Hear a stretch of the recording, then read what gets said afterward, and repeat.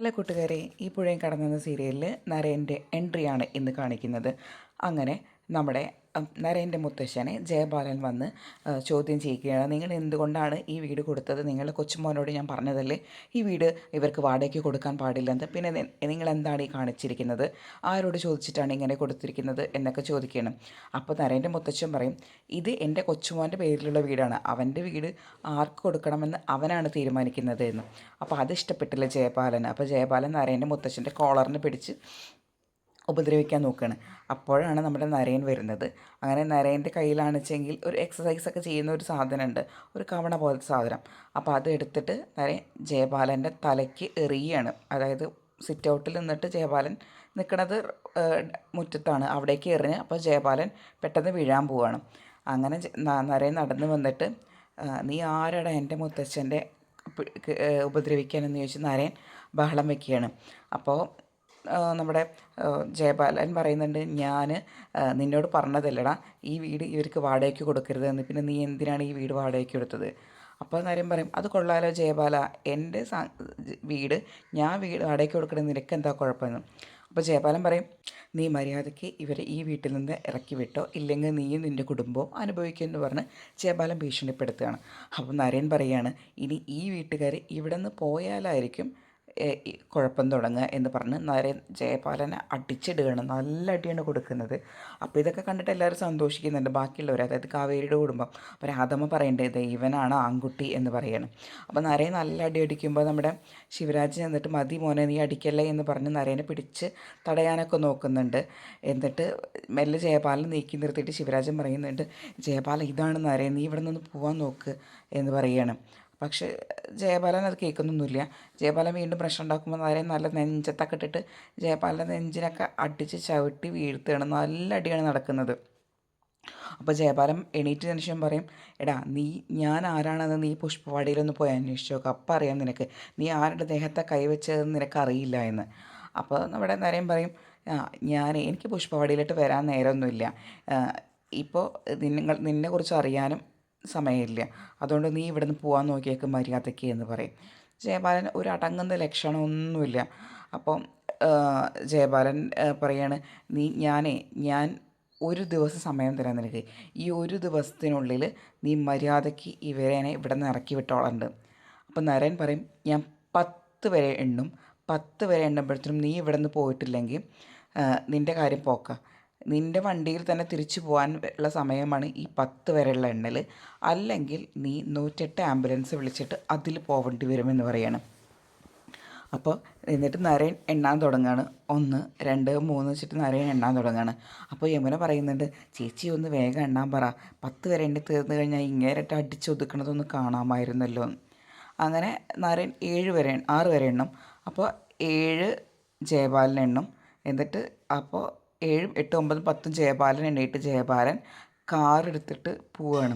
അപ്പോൾ അവരെല്ലാവരും അത്ഭുതപ്പെട്ട് നിൽക്കുക. കാരണം ജയപാലൻ ഇത്രയും പ്രശ്നം ഉണ്ടാക്കാൻ വന്നിട്ടും ഇങ്ങനെ ഒരു ഭീരുവിനെ പോലെ അവിടെ നിന്ന് പോണത് കണ്ടിട്ട് ഇവർ അന്തം വിട്ട് നിൽക്കുകയാണ്.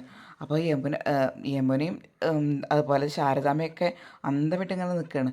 അപ്പോൾ നമ്മുടെ നരേൻ്റെ മുത്തശ്ശി വന്നിട്ട് പറയും, നിങ്ങളുടെ പ്രശ്നങ്ങളൊക്കെ മാറി, നരേൻ ഇടപെട്ടിട്ടുണ്ടല്ലോ, നിങ്ങൾ വിഷമിക്കേണ്ട എന്ന് പറഞ്ഞ് ശാരദയെ ആശ്വസിപ്പിക്കുകയാണ് നരേൻ്റെ മുത്തശ്ശി. അപ്പോൾ ശാരദ പറയാണ്, ജയപാലൻ പണ്ട് മുതലല്ല കുറച്ച് കാലമായിട്ട് ഇങ്ങനെയാണ്, ഞങ്ങൾക്ക് ഒരു സമാധാനവും തരുന്നില്ല, ഞങ്ങളുടെ കുടുംബത്തിന് ഒരു സ്വൈരവും തരാത്ത അവൻ ഞങ്ങളുടെ പിന്നാലെ തന്നെ കൂടിയിരിക്കുകയാണ് എന്ന് പറയുകയാണ് നമ്മുടെ ശാരദ.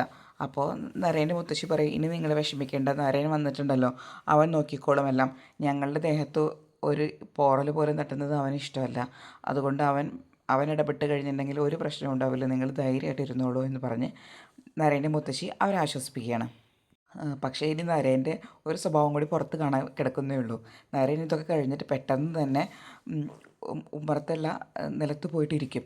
എന്നിട്ട് ഇങ്ങനെ ദേഷ്യത്തിൽ ഇങ്ങനെ നിൽക്കുകയാണ്, കണ്ണൊക്കെ ഇങ്ങനെ തിളച്ച് മറിയാണ്.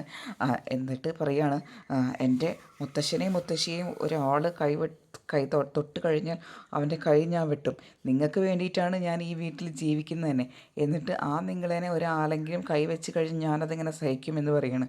അപ്പോൾ അതൊക്കെ കണ്ടപ്പോൾ കാവേരിക്കും വീട്ടുകാർക്കും ഒരു പേടി തോന്നും. കാരണം ഇവർ കാരണമാണല്ലോ ഇവരുടെ മുത്തശ്ശിയെയും ഒരാൾക്കാർ വന്ന് ഉപദ്രവിക്കാൻ നോക്കിയത്. അപ്പോൾ അത് കണ്ടപ്പോൾ അവർക്കും ഒരു ചെറിയ പേടി ഇവൻ്റെ ആറ്റിറ്റ്യൂഡ് കണ്ടിട്ട്. അപ്പോൾ ശിവരാജൻ പറയും, അത് നമുക്ക് ഇതിലൊക്കെ ഇടപെടേണ്ട കാര്യം എന്താ, ഇതൊക്കെ ഏത് തരത്തിലുള്ള ആൾക്കാരാണെന്ന് എങ്ങനെ അറിയും, ഇനി ഈ ജയബാലൻ്റെ പിന്നിൽ എത്ര പേരുണ്ട് വരാൻ കിടക്കുന്നുണ്ട് എന്നൊക്കെ നമുക്ക് പറയാൻ പറ്റുമോ എന്നൊക്കെ പറഞ്ഞ് ശിവരാജൻ പറയുകയാണ്. അപ്പോൾ നരയും വന്നിട്ട് പറയാണ്, അവരുടെ പിന്നിൽ ആരൊക്കെ ഉണ്ടെന്ന് അറിയില്ല, പക്ഷെ ഞാൻ ആരാണെന്ന് ചെറിയച്ഛൻ അറിയില്ലേ എന്ന് പറയാണ്. അപ്പോൾ നമ്മുടെ ശാരദയോട് നരേൻ്റെ മുത്തശ്ശി വന്ന് പറയും, ഇനിയിപ്പോൾ എന്തായാലും പ്രശ്നങ്ങളൊക്കെ മാറിയല്ലോ, നിങ്ങൾ പോയി പാല് കാച്ചാൻ നോക്ക്, സമയം തെറ്റണ്ട എന്ന് പറയാണ്. അപ്പോൾ ശരി എന്ന് പറഞ്ഞ് ശാരദയും കുടുംബവും അങ്ങനെ പോയിട്ട് പാല് കാച്ചുമ്പോൾ പിള്ളേരൊക്കെ കൈയടിച്ച് സന്തോഷിക്കുകയാണ്. അങ്ങനെ പാലിൽ പഞ്ചസാര ഇട്ടിട്ട് മധുരം ഇട്ടിട്ട് കാവേരി ഉമ്മറത്തുള്ളവർക്കൊക്കെ കൊടുക്കാൻ പോവുകയാണ്.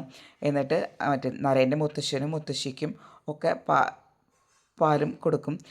അപ്പോൾ ശാരദ പറയും, മോനെ വിനീതെ, നീ വീടിൻ്റെ അഡ്വാൻസ് കൊടുക്കുക, അത് കൊടുത്തില്ലല്ലോ. അപ്പോൾ വിനീത് വീടിൻ്റെ അഡ്വാൻസും കൊടുക്കും. അപ്പോൾ കാവേരി പറയാണ്, അല്ല നീ അവിടേക്ക് നിങ്ങളുടെ വീട്ടിൽ കൊണ്ടു കൊടുക്കണ്ടേ, അവിടെ ഉള്ളവർക്ക് കൊടുക്കണ്ടേന്ന്. അപ്പോൾ ആ മുത്തശ്ശി പറയും, കൊണ്ടു കൊടുത്തോളൂ എന്ന്. അങ്ങനെ കാവേരി ആ പാലും കൊണ്ട് നരേൻ്റെ വീട്ടിലോട്ട് വരികയാണ്. അപ്പോൾ ശിവരാജൻ അവിടെ ഇരുന്ന് ഇങ്ങനെ കണക്കൊക്കെ എഴുതുന്നുണ്ട്. അപ്പോൾ ശിവരാജനെ കൊണ്ടുപോയിട്ട് പാല് കൊടുക്കുകയാണ്. അപ്പോൾ ശിവരാജന് പാല് കൊടുത്തിട്ട് പറയും, ശിവരാജൻ ചോദിക്കുകയാണ്, ആരാണോ വന്നത് എന്ന്. അത് ജയബാലൻ, ഞങ്ങളുടെ കുടുംബം നശിപ്പിച്ച ഒരു മനുഷ്യനാണത്. എൻ്റെ അച്ഛൻ മരിക്കാൻ തന്നെ അയാളാണ് കാരണക്കാരൻ. എൻ്റെ അച്ഛൻ കഷ്ടപ്പെട്ടുണ്ടാക്കിയ ഒരു സ്ഥലം അയാൾ തട്ടിയെടുത്തു. എന്നിട്ട് ഞങ്ങൾ അയാളേക്കുന്നത് പൈസ വാങ്ങിച്ചു. അപ്പോൾ അതിന് ഞങ്ങളോട് അയാൾക്ക് ദേഷ്യമാണെന്ന്. അപ്പോൾ ശിവരാജ് ചോദിക്കും, അതിന് നിങ്ങളോട് എന്താ ദേഷ്യം, നിങ്ങൾക്ക് അർഹതപ്പെട്ടാൽ പൈസയല്ലേ വാങ്ങിയത്, അതിനെന്താ കുഴപ്പം. അല്ല, ഞങ്ങൾ പോലീസിനായിട്ട് കയറിപ്പോയത് അയാളുടെ മകളുടെ വിവാഹത്തിനാണ്, അതുകൊണ്ടാണ് അയാൾക്ക് ഇത്ര ദേഷ്യം എന്ന് പറയുകയാണ്. ഇനി ഒരാളെയും കൂടി കിട്ടാനുണ്ട്, ആ സ്ഥലം കൊടുത്ത അതിൻ്റെ യഥാർത്ഥ ഉടമയെ അതും കൂടി കിട്ടി അയാളെയും കൂടി ഞങ്ങൾക്ക് തലമണ്ട അടിച്ച് പൊട്ടിക്കണം എന്നൊക്കെ കാവേരി പറയുകയാണ്. അപ്പോൾ ശിവരാജന് പേടിയാണ്, കാരണം ശിവരാജനാണല്ലോ ആ ആൾ. അങ്ങനെ ശിവരാജൻ ശരി എന്ന് പറഞ്ഞ് ശിവരാജൻ അടുക്കളയ്ക്ക് പോവുകയാണ്. അപ്പോൾ കാവേരി അവിടെ നിൽക്കുന്നുണ്ട്, കാരണം നരേനും കൂടി പാൽ കൊടുക്കണമല്ലോ. എന്നിട്ട് ഗായത്രിയോട് പോയി പറയാണ്, ആ പെണ്ണിനെയും വീട്ടുകാരെയും നമ്മുടെ ഔട്ട് ഹൗസിലോട്ട് വിളിച്ച് കയറ്റിയിരിക്കുന്നത് എന്തുദ്ദേശത്തിലാണ് നിൻ്റെ അമ്മ എന്ന് ചോദിക്കുകയാണ്. അപ്പോൾ ഗായത്രി ചോദിക്കും, അതെന്താ അങ്ങനെ പറയാൻ, ആ പെണ്ണ് പാലും കൊണ്ട് വന്നിക്കണു, നരേനും കൊടുക്കണമെന്ന് പറഞ്ഞിട്ട്. ഇത് കണ്ടാൽ തന്നെ അറിയാം ഇത് അവനെ വളച്ച് കുപ്പിയിലാക്കാനുള്ളൊരു ഇളക്കാണെന്ന്. അപ്പോൾ ഗായത്രി പറയും, സമാധാനമായി, ആരെങ്കിലും അവനൊന്ന് കല്യാണം കഴിച്ചാൽ മതി, അവൻ്റെ മനസ്സിൽ ഏതെങ്കിലും ഒരു പെണ്ണ് കയറിക്കൂടിയാൽ തന്നെ ഞങ്ങൾക്ക് ആശ്വാസം, ഞാനും അമ്മ അതിനാണ് പ്രാർത്ഥിക്കുന്നത് എന്ന്. അപ്പോൾ ശിവരാജൻ പറയും, നിങ്ങൾ ഒരുത്തിയെ കല്യാണം കഴിപ്പിക്കാൻ നോക്കിയിട്ട് എന്തായി, അതിപ്പോൾ എവിടെ അവസാനിച്ചിരിക്കുന്നത് നിനക്കറിയില്ലേന്ന്. അപ്പോൾ ഗായത്രി പറയും, അതിൻ്റെ പിന്നിൽ ചില ചുറ്റിക്കളികളൊക്കെ ഉണ്ട്, എനിക്ക് കുറച്ച് ആൾക്കാരെ സംശയമൊക്കെ ഉണ്ട് എന്ന് പറയുകയാണ്. അപ്പോൾ പിന്നെ ശിവരാജൻ്റെ വായടയും, കാരണം ശിവരാജന് സംശയം ഉണ്ടെന്ന് ശിവരാജന് മനസ്സിലായി. അപ്പോൾ ശിവരാജൻ ഒന്നും മിണ്ടാതെ നിൽക്കണം. ശിവരാജൻ എന്നിട്ട് എന്ത് പറഞ്ഞാലും ഗായത്രി നല്ല മറുപടി കൊടുക്കുകയാണ്. അത് കഴിഞ്ഞപ്പോൾ നമ്മുടെ നരേൻ മുകളിൽ നിന്ന് ഇറങ്ങി വരികയാണ്, അതായത് കമ്പനിക്ക് പോകാൻ വേണ്ടിയിട്ടാണ് നരേൻ ഇറങ്ങി വരുന്നത്. അപ്പോൾ താഴെ കാവേരി നിൽക്കുന്നുണ്ടെങ്കിലും കാവേരിയെ മൈൻഡൊന്നും ചെയ്യുന്നില്ല. അങ്ങനെ നരേൻ പോയിട്ട് വണ്ടിയിൽ കയറാൻ നോക്കുകയാണ്. അപ്പോഴാണ് ഒരു ഫോൺ വരുന്നത്. അപ്പോൾ പിന്നിൽ കാവേരി പോയിട്ട് പാല് കൊടുക്കാൻ ശ്രമിക്കുന്നുണ്ട്.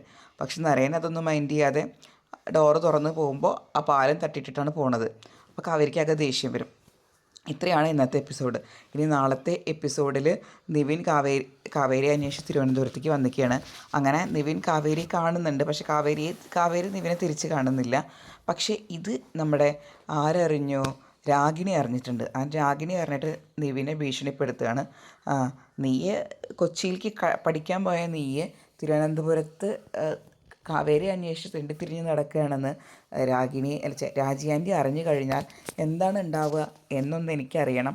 അതുകൊണ്ട് ഞാൻ രാജി ആൻറ്റിയെ ഇതൊക്കെ വിളിച്ച് പറയാൻ പോവുകയാണ് എന്ന് പറഞ്ഞ് നിവിനെ ഭീഷണിപ്പെടുത്തുകയാണ് നമ്മുടെ രാഗിണി. ഇത്രയുമാണ് ഈ പുഴയും കടന്നതിൻ്റെ ഇന്നത്തെയും നാളത്തെ എപ്പിസോഡ്. കൂടുതൽ നേരത്തെ സീരിയലിൻ്റെ വിശേഷങ്ങൾ അറിയാൻ ആദ്യം നിങ്ങൾ ഈ ചാനലൊന്ന് സബ്സ്ക്രൈബ് ചെയ്യുക. വീഡിയോ ഇഷ്ടപ്പെട്ടാൽ ലൈക്കും ചെയ്യുക. താങ്ക്